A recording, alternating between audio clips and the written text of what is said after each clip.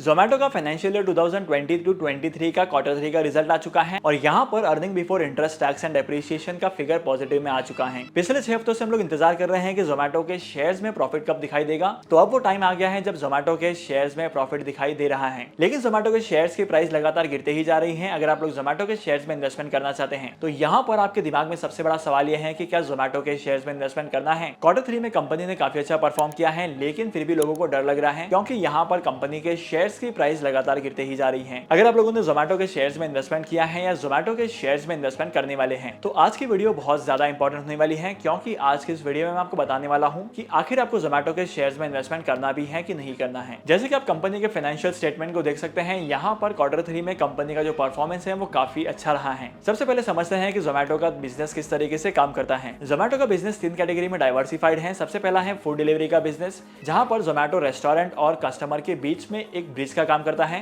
Zomato hotel के पास से food pick करके डिलीवर करता है एंड कंज्यूमर को। और पिछले 3 क्वार्टर में इस कंपनी के फूड डिलीवरी का जो रेवेन्यू था वो गिरते ही जा रहा था, लेकिन यहाँ पर इस क्वार्टर में कंपनी के जो रिजल्ट्स हैं वो पॉजिटिव में दिखाई दिए हैं। कंपनी को फूड डिलीवरी के बिजनेस से प्रॉफिट हुआ है। सेकंड बिजनेस कंपनी का ये है कि कंपनी B2B सर्विसेज प्रोवाइड करती है। मतलब अगर मार्केट में किसी होटल की रिक्वायरमेंट कुछ होती है तो उस रिक्वायरमेंट को फुलफिल करते हैं। जैसे कि जोमेटो सप्लाई करता है फूड इंग्रेडिएंट और इसी के साथ साथ बहुत सारे नेसेसरी चीजें प्रोवाइड करता है, तो इसकी वजह से भी जोमेटो को इस क्वार्टर में बहुत ही ज्यादा प्रॉफिट हुआ है। और जोमेटो के बिजनेस में तीसरी और सबसे इंपॉर्टेंट चीज है क्विक कॉमर्स की। जोमेटो ने क्विक कॉमर्स के कैटेगरी में ब्लिंकिट को अक्वायर किया था, जो कि एक लॉस मेकिंग कंपनी है। और अगर आप जोमेटो के क्वार्टर 3 के परफॉर्मेंस को देखेंगे तो क्वार्टर 3 में जोमेटो को क्विक कॉमर्स के कैटेगरी में बहुत सारा लॉस हुआ है। जोमेटो के शेयर्स में इतनी सारी पॉजिटिविटी आने के बाद भी जोमेटो के शेयर्स की प्राइस गिरते ही जा रही है। जैसे कि आप यहाँ पर देख सकते हैं कि ईयर टू डेट में कंपनी के शेयर्स की प्राइस 65% तक गिर चुकी है। इसके पीछे का रीजन यह है कि अगर मैं नेट प्रॉफिट की बात करूं तो जोमेटो अभी भी एक लॉस मेकिंग कंपनी है, यहाँ पर उसको नेट प्रॉफिट हुआ ही नहीं है। और हाल ही में जोमेटो की मार्केट में न्यूज आई थी जहां पर जोमेटो ने अनाउंस किया था कि जोमेटो अपने 324 आउटलेट्स को बंद करने वाला है। और अगर आप पिछले 1 साल से जोमेटो के मैनेजमेंट को ऑब्जर्व करोगे तो यहाँ पर जोमेटो के जो मैनेजमेंट में की पर्संस हैं वो अपने जॉब को छोड़